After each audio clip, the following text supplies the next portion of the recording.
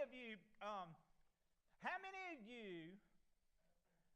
have heard or seen or know anything about these two words and understand their meaning? Star Wars. Does anybody? How many of you have already seen is it the 7th episode? Raise your hands. All right, well, look here. We got these right here. So you don't tell us anything that's going on, okay? How many of you bought your tickets in advance to see that? How many? Okay, y'all got them in advance. Lindsay's like, you say anything Star Wars, I'm not putting my hand down. I am all into this.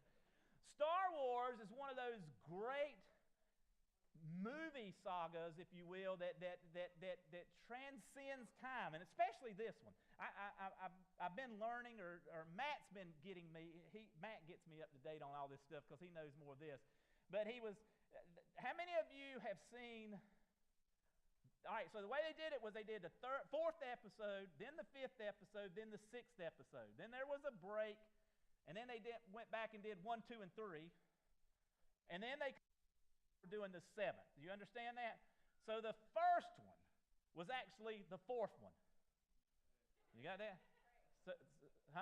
So the first one was the 4th one. How many of you saw the first one? I'll see a show of hands, okay? How many of you saw the first one when it was not on DVD? How many of you saw the first one at the movie theaters? All right, we're old, okay? I'm just going to tell you that. Because I didn't realize this. You went to the drive-in. There's another group over here that's like, what's a drive-in? You know, like, we went, so some of us are of the age, because it was in the 70s, 78, 79, or whatever. It was about my high schoolish years, somewhere around in that time frame. And I remember that it was just the most amazing thing. It was just amazing to see these lightsaber battles. They were awesome. Now Matt was telling me that in going back, now Matt, how old are you now? 25. So he's like, man, that technology, that stuff was the laser scenes were so not like they are now. And I know, but like for us, that was like moving out of the Stone Age into color TV. I mean, you know, it's like crazy. It was awesome. Now one of the things that has happened, that Star Wars thing, it's not just the older group that enjoys it. This thing has been spread out over close to 30-some years, that it's been spread out, that this story goes on, and they're after a new group of people. I mean, the people that are going to Star Wars to see number 7, some of them have never even seen 1, 2, or 3, or 4, 5, or 6, or don't even understand. They're just going to the movies. And there's something that's interesting to me about that. It reminds me a lot about Christmas. Now, that sounds crazy, but let me tell you. Matt said earlier that he was brought up in a time, or had never seen an Advent wreath. All right, so I've been in staff meeting with these guys, and they're talking about going to Pinterest to find out what this thing is. Now, I don't even know what Pinterest is. I sort of do, but I sort of don't. I don't have any. But they learned about this tradition of the church. Now, this tradition of the church is not mystical. It's not. It's not some type of thing the church uses to sort of pull you in. It's a spiritual thing. All it is a visual reminder of some things to help us understand and remember what Christmas is about. The evergreens are on there. There's always, usually the wreath is made with greens, and it's always greens. It's not stuff that would turn colors, whatever, because it comes from plants that are evergreen to remind you of that God's love, God's promise are forever green. The first candle that we lit in the weeks leading up is the 4 Sundays prior to Christmas. The first candle was to remind us of hope. That we all have this hope that we're looking for, this hope of what could be, the possibilities of what could be. And no matter where you are, no matter where your faith is, we all have hope. We have hope, we have dreams about a better world, a better life, better things for others, no suffering. We all have that hope. And so that was the first one that we lit. The second one that we lit was love. And we all want love. We're all looking for love. Some of us are looking for love in the wrong places, as Mickey Gilley would say. But see, some of you don't even know who that is, so that's okay. You didn't see Urban Cowboy. John Travolta is on some other things that you don't even know when he was the disco king. But anyway, yeah. So the second one was love. What is it to love? To look for love, to be loved, to share love, to be in love, to be loved. And so we're reminded that Christmas, the things of Christ, this Jesus, this baby that's coming, is not just about hope, but it's about something. Love. The next one was joy. Because when your hope is being filled by love, then you have joy. Joy. The joy that I described a couple of weeks ago and described, joy is like our dog at the house. That's going to sound crazy. Now, just understand this. But our dog is a Labrador. And that dog is young, and it thinks tennis balls are the best thing in the world.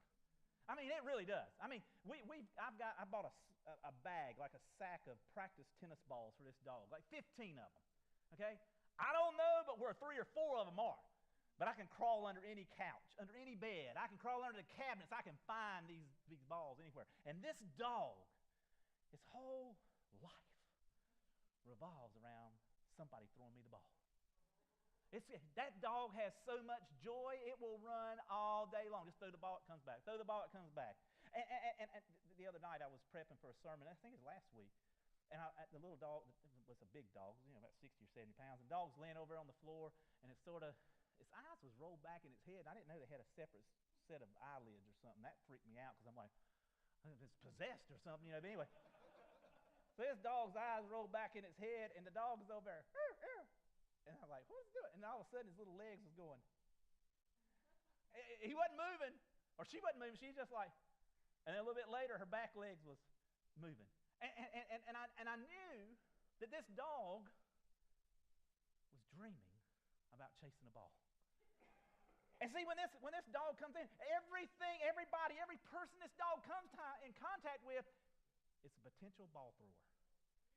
So you bring her joy. And see, when we have hope and it's filled by love, and we have that joy, we dream about that joy. We long for that joy. Every person that we come in contact with, white, black, young, old, smart, dumb, whoever, they're a potential to throw the ball and bring us more joy. And so this reminds us that Christ's answer is leading toward Christ of being the answer to all these things. And then today, Matt and Aaron did so good in telling us about peace, hope, love, joy, and today, peace. And if you notice, they don't burn evenly. Hope has burned longer than love has. Love has burned a little bit longer than joy. And joy has burned a little bit longer than peace. And see, today, I come to this time where I realize that people in this world, many of us are at that peace stage. We're wanting peace. We still have hopes and we have dreams and we feel love. And maybe you feel the love of Jesus Christ. Maybe you do. Maybe you don't know him that well. That's okay. And maybe that's helped you to have joy. But you're still missing peace. Now, what is peace? I think about peace, and I think about that. I think the Eagles had a song, The Peaceful, Easy. See, the Eagles, they transcend time too. You understand? The Eagles, that's one of them groups. The Eagles, Journey. Those don't stop believing. Oh my gosh, you could preach on any of those on any of those songs. You understand? The Eagles had a song, Peaceful, Easy Feeling. Because I got a peaceful, easy feeling, and I don't want, and wait a minute, and I know you won't let me down. I hear the guitar playing in my head, so I'm trying to sing to it. So what's peace? What does peace have to do with this? I can understand hope. I can understand love. I can understand joy. But what does peace have to do with this? Let me read to you a prophecy that is quoted many times during the Christmas season. This prophecy is one that God revealed to Isaiah. And Isaiah fell into a group of people in his generation, in his time. But his generation and his time that he was telling these people, this comment, these things that he said transcends time. And so it's for us today, not just for his day. See, the thing about the Star Wars saga, Disney in doing this now, I think they're the one that has it, is not just about keeping the people that are already Star Wars fans. It's about keeping those people and gaining new fans. See, Christ is not about just keeping the fans that he already has, keeping those followers that he already has. He's about gaining new followers as well. So listen to this story, or listen to these words from Isaiah. It's in Isaiah 9, verse 2. The people, like you and I, people, are walking in darkness. And those people have seen a great light. And on those living in the land of deep darkness, a light has dawned. So what Isaiah begins this conversation with, he's like, listen, there's people in this world, all of us, that are in the dark. We walk around, we move around in the dark, and as you know, and as I know, moving around in the dark is difficult. You can walk around in your own house at night in pitch dark when the power goes out, and everything that you know where it's at disappears. And if you ever, and I don't suggest doing this, but if you ever get in the dark place and you were to get spun around or moved around, there's times you don't even know which way to go. And you start feeling like this. I've scuba dived before. And I've been in some dark places in scuba diving, and one of the things that's the most scary thing is when you lose your orientation and you don't know which way is up. You know? Oh, but the best thing about it is you just fill up your buoyancy control device with air, and that air will always lift you up. It will always bring you to the surface. It will always bring you in one direction. See, Isaiah's saying here is that people are walking around lost in the dark. And this light is coming to bring them to the surface. He continues and he says this famous phrase, "For unto us a child is born. To us a son is given." Now understand what Isaiah is saying. He doesn't know that his name's going to be Jesus. He doesn't know anything about Mary or Joseph. He has no concept of the wise men. He has no concept of the shepherd. He has no concept of a Christmas tree. He has no concept of an Advent wreath. He has no concept of Santa Claus. He knows nothing about this. Isaiah, in this revelation from God, begins to say, for us, the people in the dark, the people who are looking for hope, the people looking for love, the people looking for joy, the people looking for us, the regular people, a child is born. But this is no ordinary child. This child is a son is given. God's one and only son given to us. And he continues and he says, and the government, all that there is, will be on his shoulders. And he will be called Wonderful Counselor, Mighty God, Everlasting Father, the Prince of Peace. And of his greatness, or the greatness of his government, and of his peace, there will be no end. The Prince of Peace. So what is peace to you? What does peace mean to you in your world today? Because he says he's the peace from thousands of years ago, and he's still the Prince of Peace today. And his peace is everlasting. So what is this peace that we're talking about? Is it the absence of worry? The absence of fighting or frustration? You know that happens this time of the year when the family comes in the house. There's always fighting. They're always frustrating. We got to get things ready. discord, agitation, agreement, disagreement. All is the absence of those things? Is that what peace is? Now, I'm going to give you a little bit of information. In the Bible, in the Old Testament, it was originally written in Hebrew. Okay? And every word, because it's only so many books, someone took the time to take every word and give them a number. So the word "thee" has a number. And so you could look at the word "thee," and they could say, go look up this number and find the word "thee," and everywhere it's used, they could sort of figure out what the general meaning of "thee" was. They could do love like that. And they have different types of love. They have love that is like intimate love. They have love that is like friendly love. They have love that is like brotherly love. They have love that is like love. And so you'd have to know which one they're talking about. So in this one here, Strong's Concordance gives the word peace a number. And that number is 7,965. That number means nothing, but listen to the word of the way you say it in Hebrew. Shalom. Shalom. Now, in looking through all the places where this Prince of Peace, where this Prince of Peace, this Prince of Shalom, this Sar Shalom. That's how you say Prince of Peace in Hebrew. The Sar Shalom. Prince of Peace or Prince of Shalom. Shalom means completeness, wholeness, health, peace, welfare, safety, soundness, tranquility, prosperity, perfectiveness, fullness, rest, harmony, and the absence of agitation and discord. This word is more than a peaceful, easy feeling. This word is more. It's a huge, encompassing word that every human being has some part that they're looking for. And it says in this that there's someone coming. This child is born. A son is given that will be called the Prince of Peace. He's in charge of the peace. Notice that it says he's not the King of Peace. He's the Prince, meaning that he's got a father. See, the Father of peace is God Almighty. And his Son is the Prince. Sar Shalom.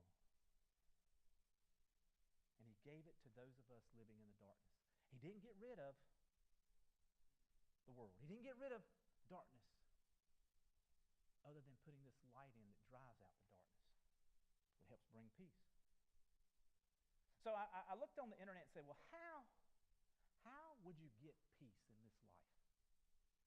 And I went to my trusty Google app, looked that thing up, and you know that the top thing that comes up is one of the most it's got the most hits on it. Is that the way it is? The one that comes up is the most one that people has hit the most of, and that's why it comes to the top. Is they guessing that's going to be the right answer. Listen to what the secular world said of how to find peace in life. Number one, realize that life never turns out the way you want it. Duh. Come on, please. This is what you're telling me to get peace, is to realize something? Oh my gosh, you got to be kidding me. Oh, here's number two. Set realistic goals. That's what you need to do to get peace. Number three, do not compare yourself to others. What? That's all you need to do not to have peace? That's three of them right there. Do you feel peaceful? Are you feeling better? Because I'm not. Remember your blessings. Take one day at a time. Can you do it any other way? I mean, really, can you? Can you take it? Go ahead, take three. I dare you. Go ahead, don't just take one at a time. Take three. Find time to meditate.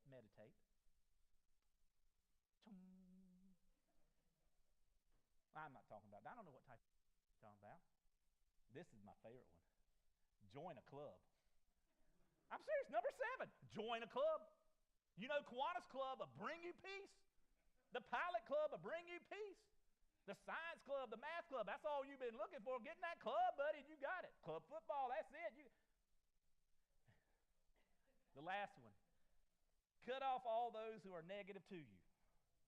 Well, if you're off, you'd be by yourself. Because we all live in a dark world. Here's what this little baby that this story is about said when he was a grown man. And he said it to a group of people who were people who loved him. They were looking for hope. They found Jesus. And they began to love him as best they could. And when they loved him, they began to feel joy. And they're looking for this peace still.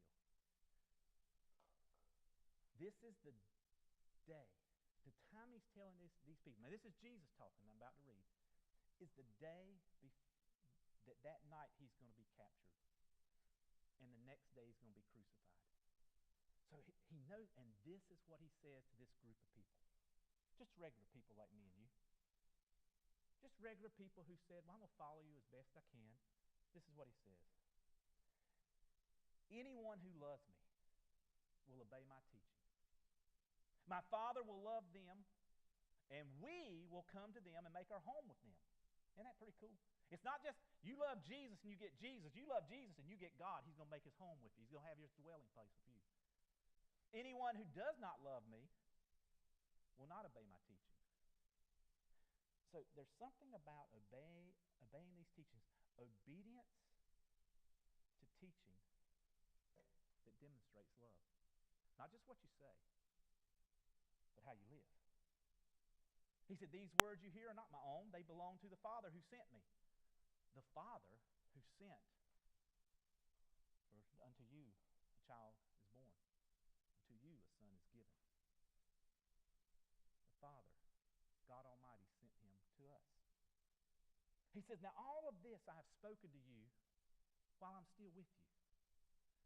But the Advocate, the Holy Spirit, whom the Father will send in my name, is going to teach you all things and remind you of everything I've said to you. You know why I think that's important? Because people in the dark, we have a tendency to forget what light's like. We forget. Our eyes get dim, it gets dark, we forget. That's when we get scared, isn't it? How many of you get scared in the daytime as much as you get scared at night? Because things in the light don't look the same as they do in the dark because our imagination starts to go. We start to see things and imagine the worst of things, the worst of people and all of this in this darkness. He said, but the Holy Spirit's going to remind you about this light because one day you may forget about it. And he continues, he says, peace, shalom, I leave with you. Not just any peace, my peace, my shalom, I give to you. So he says, I'm going to leave it with you, and I'm going to give it to you.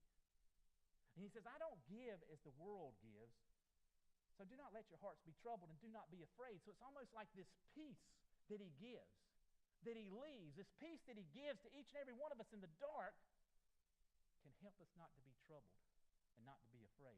Now, the interesting thing about this is Jesus left this to a bunch of men who over the next several hours would run away from him. That over the next several hours they would take this gift. They would take the hope that they had and the love that they had and the joy that they have, and now they have the peace, and they would take this peace and they would forget all about it. And they would even deny him. One, even Peter, would say, I don't even know him. I never got a gift from him. I don't even know who he is. You see, peace is a gift of Jesus. Peace is a gift that you can't earn. You don't earn a gift. It's not an exchange. You ever done the white elephant exchange or whatever the gifts where you have a gift exchange? You bring one, you receive one. You understand what I'm saying? A gift is just given. I'm not looking for anything in return. And it's for anyone who loves Jesus and obeys his teaching. It's a peace that Paul was writing to a group of people, and he said, and the peace of God, which transcends all understanding, will guard your hearts and your mind in Christ Jesus. See, I think peace. I I think the hope comes from knowing that Christ is here. Christ has come. I think the love comes from when I decide, well, what is it like to learn more about Him? I think I get some joy from this part here as the love answers the dreams I have, and it gives me some joy. But this peace, the world keeps going, and I keep struggling. It's hard. Isaiah, don't you know anything? We live in the 21st century, and we live in a time where it's hard and it's difficult. Isaiah, you don't understand. He's like, no, but I do understand. Because that light was for all who lived in the darkness. See, I think the key to peace is salvation. I think that's the key. Now, in a congregation this size and with a group of people, some of us in this room, that word salvation is just as churchy or traditional as this Advent and the lighting of these candles. It's not modern. I don't know how to make it modern. All I know is that salvation is just a few things. Salvation is just saying, I don't have it all together. I'm going to stop acting like that I'm not living in a world full of light. I live in a world that's a dark world. But I'm looking for light. I'm looking for guidance. I have messed up. I am a sinner. I have failed. I can't do it on my own. I need help. And I hope for it. Jesus comes and says, you want forgiveness for sin? Then just ask. I'll give it. In the name of Jesus Christ, you are forgiven. And then, this love starts to brew. And as that love brews, and we start to go, well, wonder if He can handle the other hopes. Wonder if He can handle my other dreams. Wonder if He can, and that love continues to grow, and we begin to have joy. See, salvation is about not just the forgiveness of sins. Salvation is about understanding I'm never going to be alone again. See, some of us in this room, we battle with that. We battle with being with people, but yet still feel alone. We battle with acting like that we know where we're going when we really don't. And see, that brings me to another point of salvation, that church word. It says that I'm going to love Jesus as best I can, and I'm going to trust that He's going to guide me. I'm not sure how. He says there's this Holy Spirit. I don't know if that's speaking through people, speaking through music, speaking through experiences, speaking through traditions. I don't know how, but He's going to guide me. And the final part is sort of what you saw today when people join church. And it's not about membership in the church. That's not what this is about. Salvation is about being a part of God's family.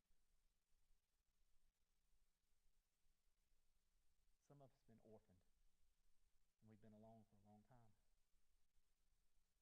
And we miss family. I'm not saying you don't have a mama or you don't have a daddy, but we've not been living like it.